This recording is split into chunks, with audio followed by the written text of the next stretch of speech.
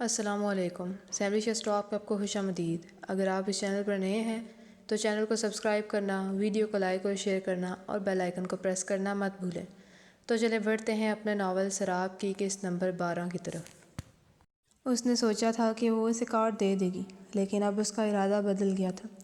شہریار اپنے کام میں مصروف تھا اور کبھی نظر اٹھا کر فجر کو بھی دیکھ لیتا، جو کام میں مصروف تھی۔ مسلسل لیفٹ ہینڈ سے کام کرنے کی وجہ سے اب وہ درد کر رہا تھا، اس لیے فجر سارا کام ایک ہاتھ سے ہی کر رہی تھی۔ لیکن مخالف تو پتھر دل بنا بیٹھا تھا۔ آخر زیادہ درد ہونے کی وجہ سے وہ اٹھ گئی تھی۔ سر میں یہ کام گھر جا کے کر لوں گی، فجر شہریار کے ٹیبل کی دوسری جانب کھڑے ہو کر بولی تھی۔ نہیں، یہ مجھے ابھی چاہیے، آپ اس کو گھر نہیں لے کے جا سکتی۔ شہریار نے صفائی سے جھوٹ بولا تھا، کیونکہ ان فائلز کی سے فی الحال کوئی ضرورت نہیں تھی۔ فجر بغیر کچھ کہے واپس اپنی چیئر پر بیٹھ گئی تھی۔ اس کا حساب تو میں تم سے آج ہی لوں گی، فجر خود سے بڑبڑائی تھی اور پھر سے کام میں مصروف ہو گئی تھی۔ لیکن وہ جو پہلے پھرتی سے کام کر رہی تھی، اب اس کی رفتار بہت ہی دھیمی تھی۔ شہریار اسے دیکھ کر حیران ہوا تھا، لیکن کچھ بولا نہیں۔ آفس میں صرف فجر اور شہریار تھے۔ فجر اب بھی بہت تحمل سے سارا کام کر رہی تھی۔ شہریار کا کام ختم ہو گیا تھا، اب وہ فجر کو ہی دیکھ رہا تھا۔ فجر کو اپنے چہرے پر اس کی نظروں کی تپش محسوس ہو رہی تھی، لیکن اس نے ایک بار بھی نظر اٹھا کر نہیں دیکھا تھا۔ 3 بج گئے تھے، لیکن فجر کی رفتار میں ابھی تک تیزی نہیں آئی تھی، اور اب تو شہریار بھی اکتا گیا تھا، لیکن وہ فجر پر یہ ظاہر نہیں کرنا چاہتا تھا۔ وہ اس کا پلان سمجھ گیا تھا، تبھی آفس کو گھر بنا لیا تھا۔ 8 بجے فجر کا کام ختم ہوا تھا اور وہ اٹھ گئی تھی۔ اس نے فائلز لے کے شہریار کے ٹیبل پر رکھے تھے۔ سر، یہ ہو گیا ہے، معصومیت سے آگاہی دی گئی تھی۔ یہ ایک اور فائل ہے اور یہ آپ کو گھر میں جا کے کرنا ہے، شہریار نے جلانے والے انداز میں کہا تھا، اور یہاں پر فجر کا ضبط جواب دے گیا تھا۔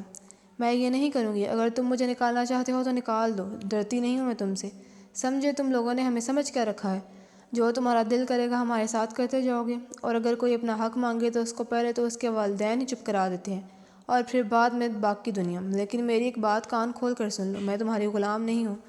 فجر غصے میں آ کر پتہ نہیں کیا کہہ رہی تھی۔ ایک تو تھکاوٹ، اوپر سے غصہ اور شادی کی ٹینشن اور ہاتھ کا درد، سب کی بھڑاس اس نے شہریار پر نکال دی تھی اور باہر نکل گئی تھی۔ اس کی آنکھوں میں بے اختیار آنسو آئے تھے، جو شہریار کی آنکھوں سے چھپے نہیں تھے، لیکن اس کے کچھ کہنے سے پہلے ہی وہ چلی گئی تھی۔ وہ اپنی چیئر پر بیٹھا فجر کے اس ری ایکشن کو سوچ رہا تھا کہ کسی غیر سناشا رنگ ٹون کی آواز اس کی سماعتوں سے ٹکرائی تھی۔ وہ اپنی چیئر سے اٹھا اور فجر کے ٹیبل کے قریب آیا تھا۔ وہاں اس کا فون بج رہا تھا۔ اس نے فون اٹھایا تھا، اس پر گڑیا کالنگ کے الفاظ جگمگا رہے تھے۔ شہریار کو بے اختیار کل والی باتیں یاد آئی تھیں۔ اس نے کال کنیکٹ کر لی تھی۔ السلام علیکم آپی، آپ ٹھیک تو ہیں نا؟ اتنی دیر کیوں ہو گئی ہے آپ کو؟ اخلاص نے کال کنیکٹ ہوتے ہی سوالوں کی بوچھار شروع کر دی تھی۔ آپ کی آپی بالکل ٹھیک ہیں، آج آفس میں کام بہت زیادہ تھا، اس لیے مس فجر لیٹ ہو گئی ہیں، شہریار نے نارمل انداز میں اسے اطلاع دی تھی۔ آپ کون؟ اخلاص نے سوال کیا تھا۔ میں شہریار افندی، شہریار نے اپنے مغرور لہجے میں ایک ادا سے اپنا نام لیا تھا، اور ابھی وہ مخالف سے ایک شاکنگ ری ایکشن کی توقع رکھتا تھا۔ شہریار کون؟ اخلاص کے سوال پر جو آسمانوں پہ اڑ رہا تھا، پٹاخ سے زمین پر گرا تھا۔ وہ فجر کا باس۔ انہوں نے کبھی میرا ذکر نہیں کیا؟ شہریار نے آخری بات کیوں پوچھی تھی وہ اسے خود بھی نہیں پتہ تھا۔ نہیں، ہاں، میرا مطلب ہے ہاں کیوں نہیں، فجر آپی آپ کا ذکر کرتی ہیں، اخلاص نے ہڑبڑاتے ہوئے کہا تھا، کیونکہ شہریار کا جو نقشہ اس نے اپنے ذہن میں کھینچا تھا، اس کی وجہ سے اسے بے ساختہ شہریار سے خوف محسوس ہو رہا تھا۔ کیا کہتی ہے آپ کی آپی میرے بارے میں؟ شہریار نے کول سوال کیا تھا۔ وہ اللہ حافظ شہریار بھائی، مجھے جانا ہے، شاید آپی آ گئی ہے۔ اخلاص نے جلدی سے فون کاٹ دیا تھا۔ اب وہ اسے کیا بتاتی کہ فجر اس کے بارے میں کیا کہتی ہے، اور پیچھے شہریار اس بات پر حیران تھا کہ آخر یہ لوگ رہتے کس دنیا میں تھے۔ اس نے فجر کے فون کو دیکھ کر کچھ سوچتے ہوئے اپنا نمبر ڈائل کیا تھا، لیکن اگلے ہی لمحے وہ نام دیکھ کر اس کے لب بھیج گئے تھے، کیونکہ فجر نے اس کا نام حلق کے نام سے سیو کیا ہوا تھا۔ اس نے غصے سے فون بند کر دیا تھا۔ وہ جانے ہی والا تھا کہ بے اختیار اس کی نظر سامنے پڑے اس کارڈ پر پڑی تھی، لیکن اگلے ہی لمحے اس پر لکھے ناموں کو دیکھ کر اس کے قدموں سے زمین سرک گئی تھی۔ وہ غصے سے آفس سے باہر نکل گیا تھا، کیونکہ شہریار کو اپنی چیزیں کسی کے ساتھ پسند نہیں ہوتی تھی۔ شہریار کو یہی چھوڑ کر ہم ملک ہاؤس میں آتے ہیں۔ آپی آپ اتنا لیٹ کیوں ہو گئی؟ اخلاص نے فکر مندی سے پوچھا تھا۔ بس گڑیا، اس حلق کو جان بوجھ کر اتنا کام دے دیا تھا، فجر تھکے ہوئے لہجے میں بولی تھی۔ آپ کو پتہ ہے آپ نے اس کا نام بالکل صحیح رکھا ہے، حلق۔ اخلاص نے اس کا انداز یاد کرتے ہوئے کہا تھا۔ تم نے اس کو کہاں دیکھ لیا؟ فجر نے نارمل انداز میں پوچھا تھا۔ وہ آپ کو کال کی تھی تو انہوں نے اٹھا لیا، اخلاص نے معصومیت سے کہا تھا، لیکن مخالف پر جیسے آگ برس گئی ہو۔ اس بدتمیز انسان میں ذرا سے مینرز نہیں ہے کہ کسی کی پرسنل چیزوں کو اس طرح ہاتھ نہیں لگاتے۔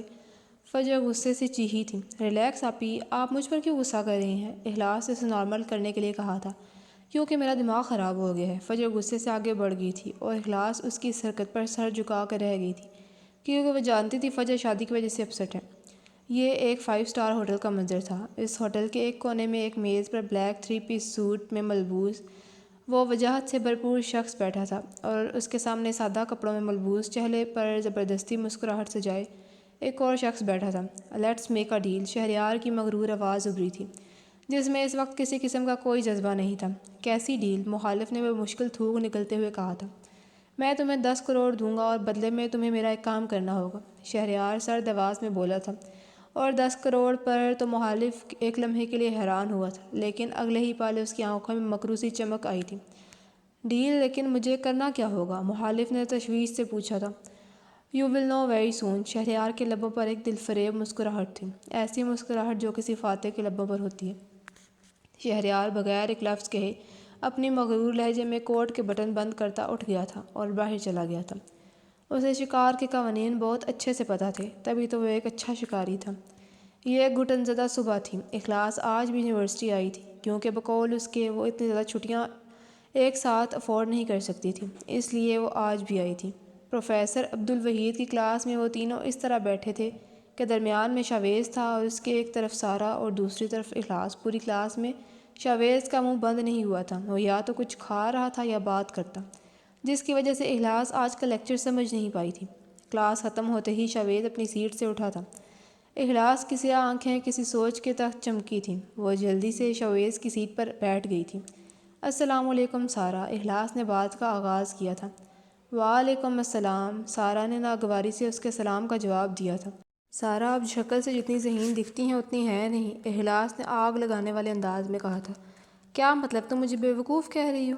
سارہ بھڑک گئی تھی۔ سارہ آپ بات کو سمجھ نہیں، دیکھیں مجھے پتہ ہے آپ شاویز میں انٹرسٹڈ ہیں، لیکن مجھے لگتا ہے وہ آپ کے ہاتھ سے نکل رہا ہے، اخلاص نے اسے سمجھانے والے انداز میں کہا تھا۔ کیا مطلب؟ میں سمجھی نہیں، سارہ نے الجھن سے پوچھا تھا۔ وہ پوری طرح اخلاص کی طرف متوجہ ہوئی تھی۔ آپ دیکھیں نا، وہ درمیان میں بیٹھ گیا ہے اور آپ نے اسے بیٹھنے دیا۔ اب اس کے ایک طرف میں ہوں اور دوسری طرف آپ، وہ مجھ سے بھی بات کرے گا نا؟ اخلاص نے گویا اپنا مسئلہ اس کے سامنے رکھا تھا۔ تو میں کیا کروں؟ سارہ نے اس کی باتوں میں آتے ہوئے فکر مندی سے پوچھا تھا۔ آپ شاویز سے سیٹ ایکسچینج کر لیں۔ اور اس سے بات کر کے اخلاص اتنا تو سمجھ گئی تھی کہ وہ بیوقوفوں کی سردار سے بات کر رہی ہے۔ وہ بمشکل اپنی ہنسی کا گلا گھونٹ کر بیٹھی تھی۔ یو آر رائٹ، سارہ نے اس کی بات فوراً مان لی تھی۔ اب بھی اخلاص کچھ اور کہتی کہ شاویز اس کے پاس آ کر رکا تھا۔ اخلاص، اگر آپ کو میری سیٹ اتنی پسند تھی تو آپ کو میں یہ پہلے ہی دے دیتا، اس طرح میری غیر موجودگی میں اس پر قبضہ کرنا نہ پڑتا آپ کو، شاویز انتہائی خوشگوار موڈ میں بولا تھا۔ نہیں نہیں، ایسی بات نہیں ہے، مجھے آپ کی سیٹ نہیں پسند، بلکہ سارہ کو آپ کی سیٹ بہت پسند ہے اور وہ ایکسچینج کرنا چاہتی ہے۔ اخلاص گڑبڑا کر اس کی سیٹ سے اٹھی تھی اور اب بالکل اس کے سامنے کھڑی تھی۔ Baby I want to exchange, Sara نے بھی تائید کی تھی اور اس کی بات پر شاویز کے ماتھے پر بل آئے تھے۔ لیکن مجھے تمہارے ساتھ اپنی سیٹ ایکسچینج نہیں کرنی، اور اخلاص اگر آپ کو اپنا کام کریں تو زیادہ بہتر ہوگا۔ شاویز بھڑک گیا تھا، کیونکہ اسے اخلاص کا سارہ کی حمایت کرنا بالکل بھی اچھا نہیں لگا تھا، اور اخلاص نے شاویز کا یہ انداز دوسری بار دیکھا تھا۔ اخلاص تو خاموشی سے اپنی سیٹ پر بیٹھ گئی تھی، اس سے کہاں کسی سے اس انداز میں بات کی تھی، جبکہ سارہ شاویز کو اس قدر غصے میں دیکھ کر بوکھلا گئی تھی۔ It's okay Shavez, calm down, Shavez کو نارمل کرنے کے لیے سارہ نے جھٹ سے بولا تھا، اور اخلاص اس طرح لا تعلق بیٹھی تھی جیسے وہ یہاں ہو ہی نہ۔ شاویز اپنا بیگ اٹھا کر ادریس کے پاس بیٹھ گیا تھا۔ ارے بھائی، تو کب سے اتنا صابر ہو گیا؟ جا کر بول دے اس کو کہ تجھے وہ پسند ہے۔ ادریس کا اشارہ اخلاص کی طرف تھا۔ اور تجھے کس نے بولا کہ مجھے پسند ہے؟ شاویز نے انجان بنتے ہوئے کہا تھا۔ تیری ان آنکھوں نے، ادریس نے دو لفظی جواب دیا تھا۔ یار مجھے نہیں پتہ، جب بھی وہ میرے پاس ہوتی ہے مجھے ایسا لگتا ہے میں اس کو جانتا ہوں۔ شاویز نے آخر ہتھیار ڈال دیے تھے، کیونکہ جانتا تھا چھپانے کا کوئی فائدہ نہیں۔ ارے بھائی، یہ اس لیے کیونکہ تجھے وہ اچھی لگتی ہے، ادریس نے سادہ الفاظ میں اس کی الجھن دور کی تھی۔ مجھے نہیں پتہ، شاویز کو خود بھی اپنے دل کا پتہ نہیں تھا۔ اسے تو یہ بھی معلوم نہیں تھا کہ اس کا دل اس کے پہلو میں ہے بھی یا شاید نہیں تھا۔ آج فجر کی مہندی تھی۔ پورے ملک ہاؤس کو سفید پھولوں سے سجایا گیا تھا۔ ہر طرف خوشیوں کا سماں تھا، لیکن اس سب میں دو افراد لاتعلق بیٹھے تھے۔ فجر نے لہنگا پہنا ہوا تھا جس کی شرٹ لائٹ پنک تھی اور نیچے سارا لائٹ گرین تھا۔ لہنگا ہلکے پھلکے میک اپ اور پھولوں کے گجروں کے ساتھ وہ کسی شہزادی سے کم نہیں لگ رہی تھی۔ فجر چپ سی بیٹھی تھی، اسے اب بھی کسی معجزے کی امید تھی۔ فاہرہ بیگم نے رسم کا آغاز کیا تھا۔ وہ معیز کو اندر لانا چاہتی تھیں، لیکن فجر نے انکار کر دیا تھا، یہ کہتے ہوئے کہ اگر وہ آئے گا تو میں یہاں نہیں بیٹھوں گی۔ اسے تو اس مہندی پر بھی اعتراض تھا، لیکن پھر سعدیہ بیگم کی وجہ سے چپ ہو گئی تھی۔ اجلاس بار بار نم آنکھوں سے دیکھے جا رہی تھی۔ اسے یہاں گھٹن محسوس ہو رہی تھی۔ اس کا دل کیا کہ فجر کو یہاں سے کہیں دور لے جائے، لیکن وہ نہیں کر سکتی تھی۔ شہریار اپنے آفس میں بیٹھا کام کر رہا تھا، یا ایسے کہا جا سکتا ہے کہ کام کرنے کی کوشش کر رہا تھا۔ اس کی نظریں بار بار غیر ارادی طور پر فجر کی چہر کی طرف اٹھ جاتی، جہاں اس وقت کوئی نہیں تھا۔ وہ اس لڑکی نے میرا دماغ خراب کر دیا ہے، شہریار غصے اور بے بسی سے بڑبڑایا تھا۔ کسی سوچ کے تحت اس نے اپنا فون نکالا تھا اور کچھ نمبر ڈائل کرنے کے بعد اس نے فون کان سے لگایا تھا۔ میں تمہیں ایک لڑکی کی تصویر بھیج رہا ہوں، اس کو اٹھوا لو، لیکن خیال رکھنا اس سے تکلیف نہ ہو، شہریار غصے سے کہہ رہا تھا، اور پھر اپنے فون پر کچھ ٹائپ کرنے کے بعد آفس سے نکل گیا تھا، کیونکہ آج اس سے کام نہیں ہو رہا تھا۔ وہ آفس سے سیدھا گھر آیا تھا۔ غصے میں گاڑی سے نکل کر بغیر کسی کی طرف دیکھے وہ سیدھا اپنے روم میں گیا تھا۔ حلیمہ بیگم نے اسے دیکھ لیا تھا، لیکن اسے اس قدر غصے میں دیکھ کر کچھ نہیں بولی تھی۔ شہریار شام کو اپنے کمرے سے نکلا تھا۔ اس کا موڈ کافی اچھا تھا۔ وہ ڈارک بلو 3 پیس سوٹ پر بلو کلر کی رسٹ واچ پہنے سیڑھیوں سے اتر رہا تھا۔ بال ہمیشہ کی طرح ماتھے پر بکھرے ہوئے اور ہلکی بڑی ہوئی شیو کے ساتھ وہ کسی بادشاہ کی طرح آگے بڑھ رہا تھا۔ شہریار، کیا تم کسی پارٹی میں جا رہے ہو؟ حلیمہ بیگم نے اس سے اس قدر تیار دیکھ کر پوچھا تھا۔ نہیں مما، اپنی ایک چیز کو اپنے نام کرنے جا رہا ہوں، شہریار خوش دلی سے کہہ کر آگے بڑھ گیا تھا، اور پیچھے حلیمہ بیگم اس کی بات میں ہی الجھ گئی تھیں۔ وہ ہمیشہ یہی کرتا، جب کوئی بات بتانا نہیں چاہتا تھا تو ایسے بات کرتا کہ مخالف کو کنفیوز کر دیتا۔ شہریار کی گاڑی ایک اپارٹمنٹ کے سامنے رکی تھی۔ وہ جلدی سے گاڑی سے اتر کر اپارٹمنٹ میں انٹر ہوا تھا۔ فجر عروسی جوڑا پہنے ہوئے اسٹیج پر بیٹھی تھی۔ اس کا میک اپ آج تھوڑا ہیوی تھا۔ اس نے آج بھی لہنگا پہنا ہوا تھا، سرخ تیز سرخ، جو نظروں کو کھینچ لے۔ سب لوگ اس کے پاس کھڑے تھے۔ معیز کسی بھی فنکشن میں گھر نہیں آیا تھا، کیونکہ فجر نے ہی اجازت نہیں دی تھی۔ ابھی بھی وہ اکیلی تھی، اور ساتھ میں دوسرے صوفے پر قاضی صاحب بیٹھے تھے۔ کیا آپ کو یہ نکاح قبول ہے؟ مولوی صاحب نے دوسری بار کہا تھا، لیکن اسے تو کچھ ہوش ہی نہیں تھا۔ اس نے نہ اس کا نام سنا، نہ جس کے ساتھ اس کی شادی ہو رہی ہے، اور نہ ہی اپنے مہر کی رقم سنی تھی۔ اس کا دماغ معاف تھا۔ اسے لگا کہ اگر وہ لب کھولے گی تو مر جائے گی۔ کیا آپ کو یہ نکاح قبول ہے؟ تیسری دفعہ پوچھا گیا تھا، اور اس بار فاہرہ نے اسے ہلا کر ہوش میں لایا تھا۔ جی قبول ہے۔ فجر کی آنکھ سے ایک آنسو گرا تھا۔ کیا آپ کو قبول ہے؟ ایک بار پھر پوچھا گیا تھا۔ قبول ہے۔ اس دفعہ اس کی آنکھیں بالکل ویران تھیں۔ کیا آپ کو قبول ہے؟ آخری دفعہ پوچھا گیا تھا۔ قبول ہے۔ اللہ، میں نے سب کچھ تیرے حوالے کر دیا ہے، اپنا آپ بھی اور اپنی زندگی بھی۔ اس نے آخری بار قبول ہے بولا تھا۔ مبارک ہو۔ فاہرہ بیگم کی آواز نے اس کو اپنے خیالوں سے نکالا تھا۔ سعدیہ بیگم خلاف توقع خاموش بیٹھی تھی۔ نکاح کے فوراً بعد رخصتی کا شور اٹھا تو فجر کے دل کو گویا کسی نے مٹھی میں جکڑ لیا ہو۔ وہ قدم تو اٹھا رہی تھی، لیکن اسے خود بھی پتہ نہیں تھا کہ وہ یہ قدم کیسے اٹھا رہی تھی۔ وہ حیران تھی کہ وہ زندہ کیسے تھی، وہ حرکت کیسے کر رہی تھی۔ اس کے ارمانوں کا تو جنازہ نکل گیا تھا۔ اس کا مطلب انسان خوابوں کے بغیر بھی زندہ رہ سکتا نہیں، یہ بالکل غلط ہے۔ جس انسان کے خواب ٹوٹ جاتے ہیں اس کا صرف جسم ہی باقی رہ جاتا ہے، کیونکہ اس کا دل تو مر جاتا ہے۔ فجر گاڑی میں بیٹھ گئی تھی۔ گاڑی 20 منٹ بعد ایک 2 منزلہ شاندار عمارت کے سامنے کھڑی تھی۔ وہ گھر اتنا خوبصورت تھا کہ اگر کوئی اس کے پاس سے گزرتا تو سراہے بغیر نہ رہ پاتا، لیکن فجر ان میں سے نہیں تھی۔ وہ خاموشی سے فاہرہ بیگم کے ساتھ کمرے میں آئی تھی۔ اسے ان کے گھر سے کوئی غرض نہیں تھی۔ فجر نے نظر اٹھا کر دیکھا تو ایک ہال نما کمرہ تھا۔ کمرے میں ہر طرف مختلف سنگرز کی تصاویر لگی ہوئی تھیں، جن میں زیادہ تصاویر میں موجود اس شخص کو وہ جانتی تھی۔ اسے یہ تو پتہ تھا کہ معیز کو سنگر بننے کا شوق تھا، لیکن اسے یہ نہیں پتہ تھا کہ اسے ان چیزوں سے اتنا لگاؤ ہوگا۔ دفعتاً کمرے کا دروازہ کھلا تھا۔ فجر نے سنہری آنکھیں اٹھا کر دیکھا تھا، لیکن اگلے ہی پل وہ اس وجود کو دیکھ کر ساکت رہ گئی تھی جو ابھی اندر داخل ہوا تھا۔ تم یہاں کیا کر رہی ہو؟ فجر حیرانی کے عالم میں چیخی تھی، لیکن اس کے سوال پر بھوری آنکھیں مسکرائی تھیں۔ ریلیکس فجر، بیٹھ جائیں۔ فجر اٹھنے ہی لگی تھی کہ شہریار نے اسے ٹوکا تھا، لیکن وہ اٹھ گئی تھی اور اسے آج پہلی بار بے نقاب دیکھ کر اس کے دل نے ایک بیٹ مس کی تھی۔ میں نے کہا تم یہاں کیوں آئے ہو اور معیز کہاں ہے؟ فجر غصے سے اس کی طرف آتے ہوئے بولی تھی، اور اس کے منہ سے کسی اور کا نام سن کر اس کا غصہ ساتویں آسمان پر پہنچا تھا، لیکن پھر بھی خود کو کنٹرول کر لیا تھا۔ فجر، آپ کو ہماری پہلی ملاقات یاد ہے؟ شہریار نے اسے یاد دلایا تھا۔ فجر کو یاد آیا تھا کہ اس نے اسے اس دن تھپڑ مارا تھا۔ اسے بے اختیار شہریار سے خوف محسوس ہوا تھا۔ کیا کرنے والے ہو تم؟ فجر نے اپنے قدم پیچھے کیے تھے اور اس کی اس حرکت پر شہریار محفوظ ہوا تھا۔ ریلیکس وائفی، میں نے جو کرنا تھا وہ تو میں کر گزرا، شہریار نے جلا دینے والے انداز میں کہا تھا۔ تم نے کیا کیا ہے معیز کے ساتھ؟ کہاں ہے وہ؟ فجر کی آواز ایک بار پھر بلند ہوئی تھی اور شہریار کا ضبط بس اتنا ہی تھا۔ شہریار غصے سے فجر کی طرف بڑھا تھا اور اسے دونوں بازوؤں سے پکڑ لیا تھا۔ بہت پرواہ ہو رہی ہے تمہیں؟ شہریار غصے سے دھاڑا تھا۔ ہاں ہو رہی ہے، کیونکہ وہ تم سے لاکھ گنا اچھا ہے۔ اگر مجھے 10 بار بھی موقع ملا تو میں تمہیں ٹھکرا کر اس سے نکاح کروں گی، سمجھے تم؟ فجر بے بسی سے اس کی گرفت میں خود کو چھڑواتے ہوئے کہہ رہی تھی، اور اس کی اس بات پر شہریار کی گرفت مزید سخت ہوئی تھی۔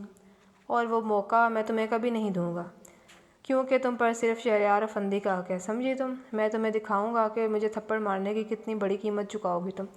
شہریار غصے سے دھاڑا تھا۔ اس کے سخت گرفت کی وجہ سے فجر کا لیفٹ ہینڈ جہاں پر گولی لگی ہوئی تھی وہاں سے ایک بار پھر خون بہنا شروع ہو گیا تھا۔ فجر درد کی شدت سے کرا رہی تھی۔ اس نے اسے دور کرنا چاہا، لیکن اسے اپنے جسم میں جان محسوس نہیں ہوئی تھی۔ شہریار کو اپنا ہاتھ گیلا ہوتا محسوس ہوا تھا۔ اس نے اپنے ہاتھ کی طرف دیکھا تھا، وہ سرخ ہو رہا تھا۔ اس نے اپنا ہاتھ نیچے کر لیا تھا۔ اسے بے اختیار اپنے اس قدر وحشت پر شرمندگی ہوئی تھی، لیکن اس نے ظاہر نہیں ہونے دیا تھا۔ وہ اسے ویسے ہی چھوڑ کر تیزی سے باہر نکل گیا تھا اور پیچھے فجر ویران نظروں کے ساتھ اس سب کو دیکھ رہی تھی۔ پاسٹ۔ معیز، تمہارا دماغ خراب ہو گیا ہے؟ شام کو تمہارا نکاح ہے اور تم یہ کیسی باتیں کر رہے ہو؟ فاخرہ بیگم بے حد غصے میں تھیں۔ دیکھیں ماما، آپ میری اس سے شادی جائیداد کے لیے کر رہی ہیں نا؟ تو میں آپ کو 10 کروڑ روپے لا کر دے رہا ہوں نا، بس اس کے بدلے میں مجھے اس سے شادی نہیں کرنی، معیز نے فاخرہ بیگم کو سمجھانے والے انداز میں کہا تھا۔ اور 10 کروڑ کا سن کر تو فاخرہ بیگم کی آنکھیں چمک گئی تھیں، لیکن اس کی ماں کا کیا کرے؟ فاخرہ مان گئی تھی، لیکن اب ایک اور مسئلہ تھا۔ ماما، وہ آپ دیکھ لیں، معیز نے ساری ذمہ داری فاخرہ پر ڈال دی تھی۔ شام کو فاخرہ بیگم ایک سوچ کے تحت سعدیہ بیگم کے پاس آئی تھی۔ سعدیہ، مجھے تم سے کچھ بات کرنی ہے۔ فاخرہ نے سعدیہ کو مخاطب کیا تھا، جو کسی مہمان سے بات کرنے میں مصروف تھی۔ جی آپا کہیں، میں سن رہی ہوں، سعدیہ بیگم مسکراتے ہوئے بولی تھی۔ یہاں نہیں، کمرے میں۔ فاخرہ بیگم ان کو کمرے میں لے آئی تھی۔ کیا بات ہے آپا، آپ کیا کہنا چاہتی ہیں؟ سعدیہ بیگم پریشانی سے کہہ رہی تھیں۔ دیکھو میری بہن، فجر مجھے میری بیٹی کی طرح پیاری ہے، وہ مجھے بہت عزیز ہے، لیکن فاخرہ بیگم مگرمچھ کے آنسو بہاتے ہوئے کہہ رہی تھیں۔ لیکن کیا آپا؟ سعدیہ اب کہ واقعی پریشان ہو گئی تھی۔ دیکھو میری بہن، مجھے امید ہے تم مجھے غلط نہیں سمجھو گی، فاخرہ اسی طرح آنسو بہاتے ہوئے کہہ رہی تھی۔ کیا ہوا ہے آپا؟ سعدیہ بیگم ان کے قریب جا کر نرمی سے پوچھ رہی تھی۔ میرا نالائق بیٹا نشہ کرنے لگا ہے سعدیہ، تم ہی بتاؤ میں اس کی شادی اپنی پھول جیسی بچی سے کیسے کر سکتی ہوں؟ فاخرہ دوپٹے کے کونے سے آنسو صاف کرتے ہوئے کہہ رہی تھی۔ لیکن آپا سارے مہمان آ گئے ہیں، اب ہم کیا کر سکتے ہیں؟ سعدیہ بیگم پریشانی سے کہہ رہی تھیں۔ میری بہن، میرے پاس ایک رشتہ ہے، لڑکا بہت امیر ہے اور ہماری فجر کا بہت خیال رکھے گا اور اس سے شادی بھی کرنا چاہتا ہے۔